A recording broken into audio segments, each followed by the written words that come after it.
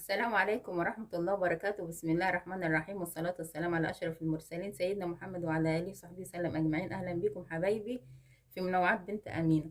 وحشتوني وحشتوني أحلى متابعين، ربنا يخليكوا ليا يا رب، يديم المحبة والتواصل يا رب.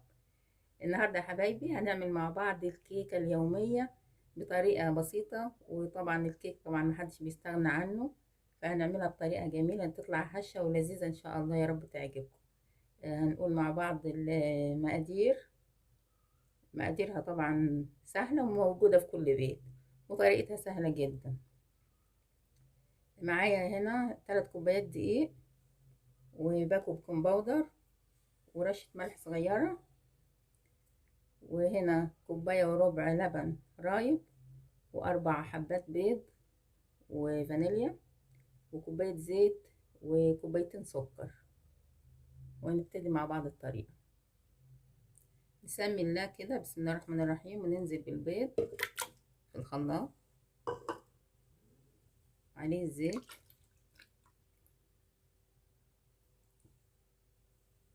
اللبن،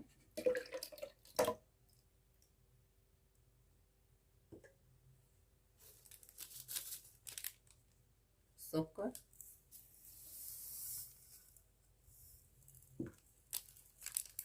الفانيليا. تحط فانيليا سايلة او فانيليا باكيتات زي ما اللي يريحك حبيبتي، وهنضربهم وارجع لكم. بسم الله الرحمن الرحيم. كده نجيب بولة وننزل بالخليط كله فيها بعد ما ضربناه في الخلاط.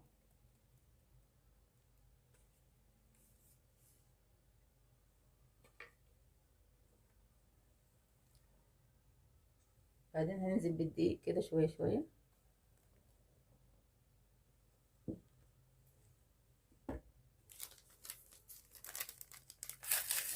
نفتح البيكنج باودر عليه.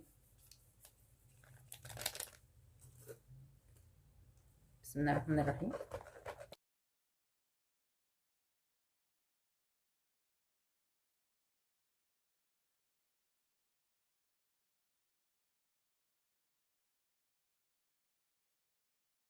نكون محضرين صينية او قالب مدهونة بالسمنة ومبطنة بالدقيق.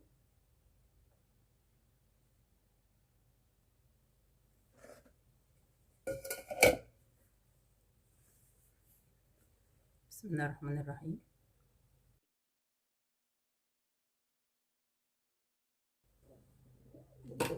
بجيب معلقة كاكاو خام كده، بضيفها معلقة كبيرة، واقلب في باقي الكمية.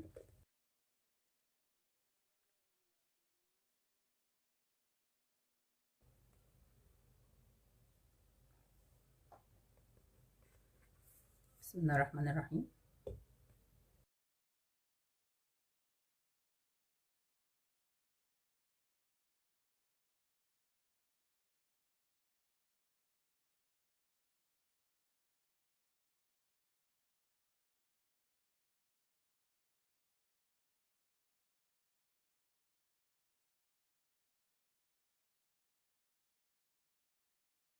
نخلطها عشان الهواء. طبعا احنا مشغلين الفرن قبل ما نبتدي 10 دقايق على 180. هندخلها تاخد 45 دقيقة، ساعة الا ربع، ونطلعها معاكم بعد ما نختبرها بالخل ان شاء الله. وللمعلومات ان لازم البيض واللبن يكونوا في درجة حرارة المطبخ. وادي يا حبيبتي الكيكة بتاعتنا بعد ما استوت، اخدت 45 دقيقة على 180 درجة. طلعت جميلة قوي، بسم الله ما شاء الله.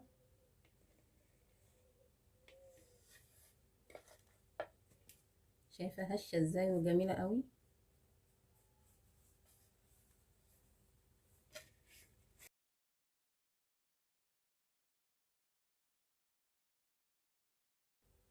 شايفة الجمال.